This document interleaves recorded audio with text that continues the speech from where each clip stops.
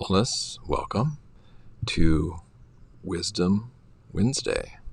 These are Irregular Wisdom Office Hours. I ask unplanned, general, and specific questions for your wisdom, and you ask me. In the meantime, we share openly, likely from whatever is currently happening, to get at our wisdom. Let's just take a few moments here to take the 3-breath highway. So wherever you're at now, relax as much as possible. Close your eyes if that's comfortable. If not, keep them open and take full 3 deep, or not deep breaths, just 3 breaths, however you like. And just be present for every single moment of the inhale, the pause, the exhale, and the pause after the exhale. So again, being completely present for 3 full breaths.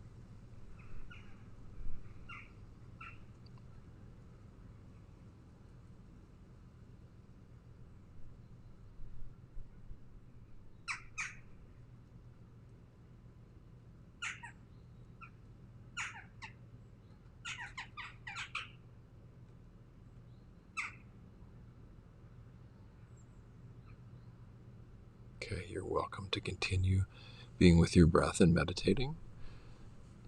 I should probably revise that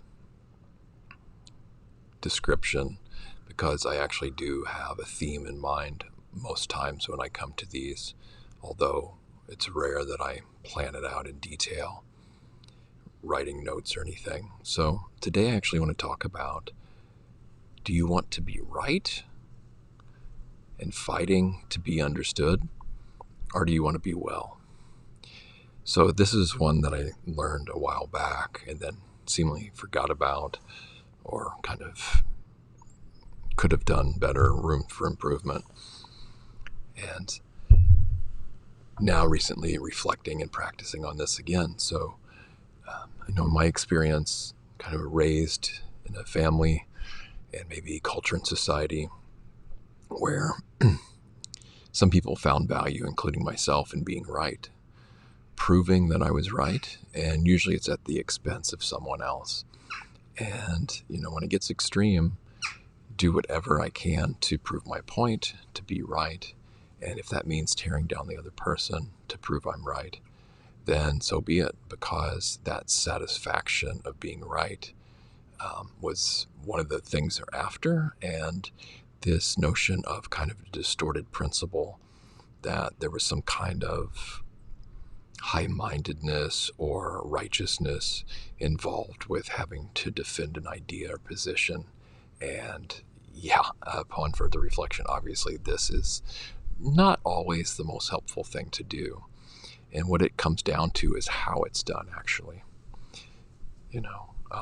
There's some people that are open to having rigorous, intellectual debate, discussions, things like this, and they're collegial, and they work together towards a common, maybe mutual understanding, or they're both in it not to win or lose, but to have a helpful outcome, arrive at helpful endpoints. And that's not necessarily what I'm talking about. That's where it's constructive and helpful when the time's appropriate. What I'm talking about is usually this is driven from probably an unskillful, unwholesome emotion of me having to be right, defend oneself, maybe even attack the other. And when you tune into this, when it's getting like this, it's often a feeling, that's unpleasant, and a false notion that if I defend what I'm saying and just make the person understand better, that I can force an understanding on them, then this unpleasant feeling will probably go away. But a lot of times I'm not aware of that unpleasant feeling. And so it's an old habitual pattern where I have to prove my point, make the other person understand exactly what I'm saying, and then it'll go away. But if the alternative to this is just being with the unpleasantness of whatever's going on and not prioritizing being right and proving points and being understood. Of course we all want to be understood. It would be great if we could, but I can't force another to know exactly what I'm saying and to interpret what I'm saying in the way that I want, and to have whatever I'm saying land in their heart exactly the way I want. I'm responsible for part of that, but I can't control the other person and how they're taking what I'm saying 100%. So what do we do? I mean, at a certain point, it's just more important to me for wellness and just letting this go to the wayside a lot of times. Now I'm not talking about being a limp dish rag here and a doormat. That's not what I'm saying. Although sometimes it can feel like that, especially when attempting this.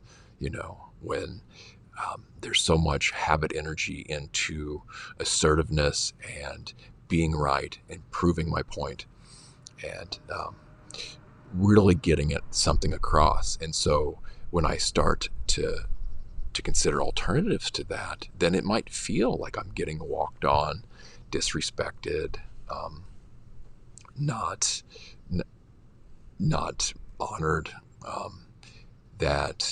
So this is something. It takes practice to be able to let things slide and just be in that unpleasantness of the feeling that's along with it that I'm trying to get rid of by attacking the other person or defending my position. Keep trying to explain, maybe even say why they're wrong. So letting all that slide, letting all that fall down the priority list to being well. So when I'm not feeding that cycle, then things can de-escalate. And yes, the feeling is unpleasant there at first, but it will quickly subside compared to if I just keep fueling the fire. Now, of course, I'm not talking about abuse and anything like this, where we need to speak up and set boundaries and reinforce boundaries. That's not what I'm talking about. That's when it's actually helpful, when there's an abusive situation and someone needs to speak up and needs to use maybe some fire energy to defend a boundary and establish a boundary because there's potential abuse coming on. That's a whole and entirely different thing. So what I just said here doesn't really apply to that so much.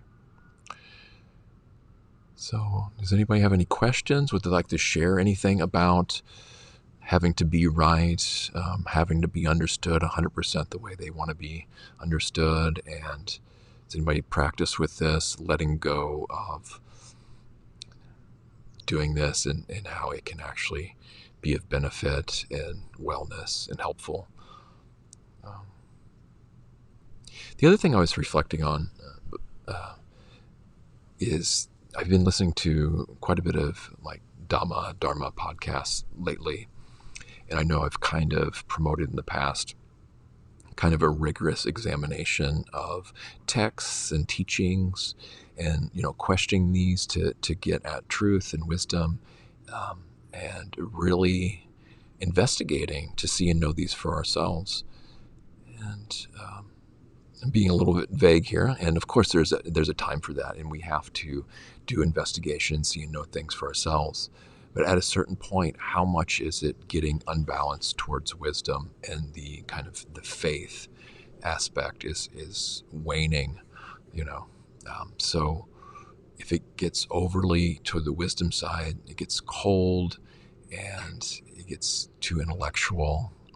So recently trying to balance more of this with faith and approaching things like this, of course, with the wisdom side, but also, what is universal about this? Whatever I'm hearing, teachings, whatever maybe I'm studying, what is universally applicable no matter what cultural context, no matter what time period one finds oneself in, no matter gender differences, gender confusions, politics, West and East. So what is still applicable no matter what those types of appearances and conditions? And then what is useful and helpful? What makes the heart feel fed and nourished in whatever Dhamma discussions are, Dhamma teachings, or text analysis, text studies in our studies and stuff, instead of going in automatically with a critical eye, and trying to tear apart and disassemble and reinterpret what there already speaks to us and is helpful, and is useful. So this needs to be brought in, at least by myself, I think, just as much now that I spent kind of more on the other side of the wisdom side, analyzing and interpreting and maybe being overly critical. And there's, like I said, there's a time and place for all these things, and we don't want to be just a passive sponge taking everything in unquestioningly. No, not at all. We need to investigate. But at what point does it get imbalanced, where we need to include the heart, universality, it applies no matter what the conditions, almost timelessness, and what inspires the heart, what makes the heart sing, come alive, jump up, leap up at, and helps and nourishes our practice and our studies, and also that of others, and for everyone, especially in the long term. So, okay, well, I appreciate you all joining today, and I'm going to end this a little bit early.